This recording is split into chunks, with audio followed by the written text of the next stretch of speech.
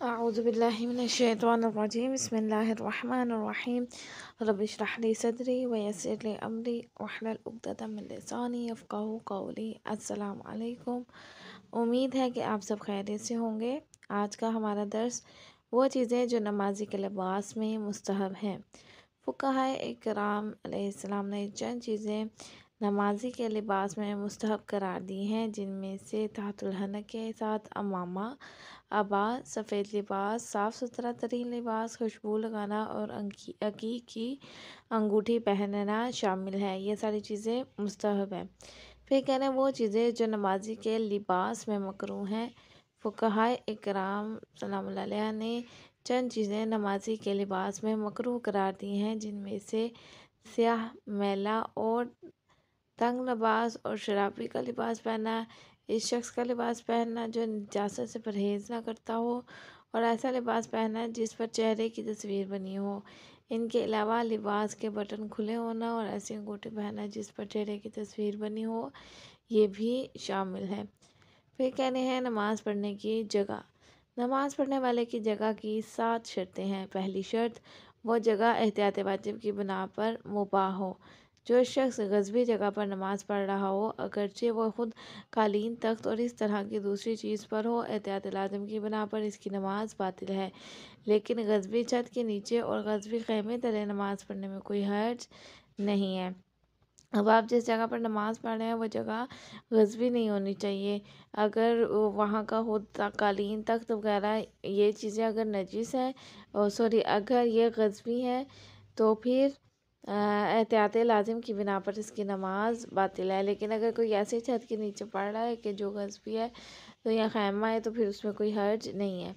फिर ऐसी जगह नमाज़ पढ़ना है जिसकी मनफ़ियत किसी और की मलकियत हो, तो मनफ़ियत के मालिक की इजाज़त के बगैर वहाँ नमाज़ पढ़ना गज़बी जगह पर नमाज़ पढ़ने के हुक्म में है। मसलन किराए के मकान में अगर मालिक के मकान में या कोई और शख्स किराएदार की इजाज़त के बगैर नमाज़ पढ़े तो एहतियात वाजिब की बिना पर इसकी नमाज़ बातिल है।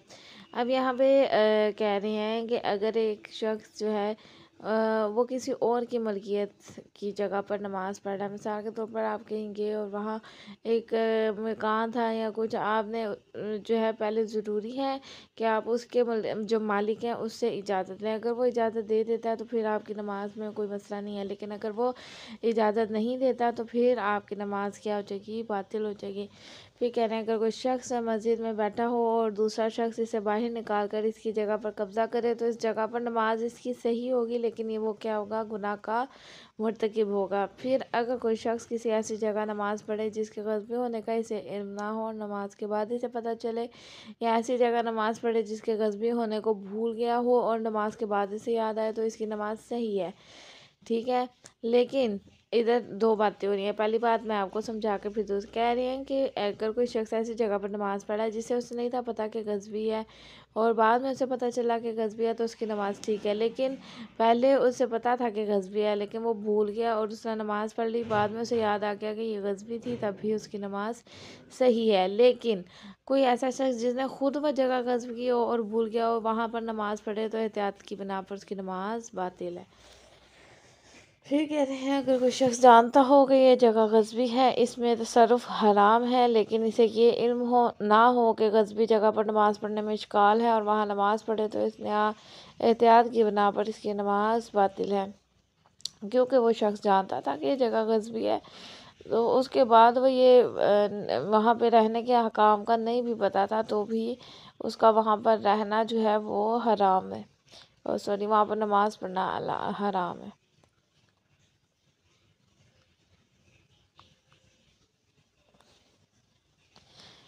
फिर से बता रही हूँ, यहाँ पे पता क्या कह रहे हैं, यहाँ पे कह रहे हैं कि अगर एक शख्स को पता था कि एक जगह गज़बी है, लेकिन उसे उसके अहकामात का नहीं था पता कि पता नहीं गज़बी जगह पर नमाज़ पढ़ने के क्या अहकाम है, तो फिर उसकी नमाज जो है एहतियात लाज़िम की बिना पर बातिल होगी, वहाँ पर नमाज नहीं होगी उसकी।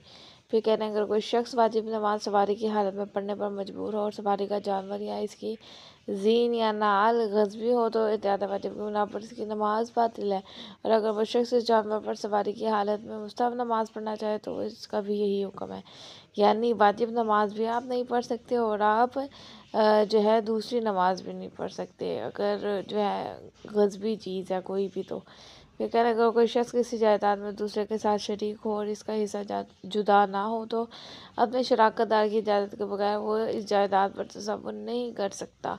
और इस पर नमाज पढ़ना भी एहतियात की बिना पर बातिल है। यानी आपके पास एक जगह थी और आप 2 पार्टनर हैं, तो आपको दूसरे से इजाज़त लेकर वहाँ पर जो भी नमाज वगैरह है वो पढ़नी ज़रूरी है।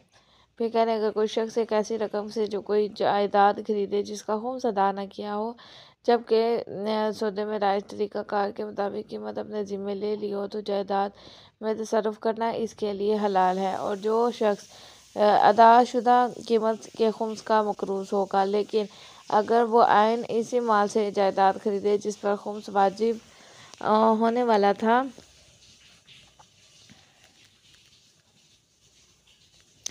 जिस पर खुम्स वाजिबुल अदा था, तो हाकिम शर की इजाज़त के बगैर इस घर में तसर्रुफ़ हराम और एहतियात वाजिब की बिना पर यहाँ पे जो है नमाज भी बातिल हो जाएगी। अब यहाँ पर ये कह रहे हैं कि एक शख्स ना उसने एक जगह लिए ख़रीदी, तो उसने जब ली तो उसकी जो रकम थी उसमें पहले से खुम्स जो था उसकी रकम भी मौजूद थी, तो फिर मसला नहीं। लेकिन अगर उसका बाद जो है खुम्स देने वाला है और उसने नहीं दिया, तो फिर वहाँ पर भी उस जगह पर वो तसर्रुफ़ और करना और उसका वहाँ पर नमाज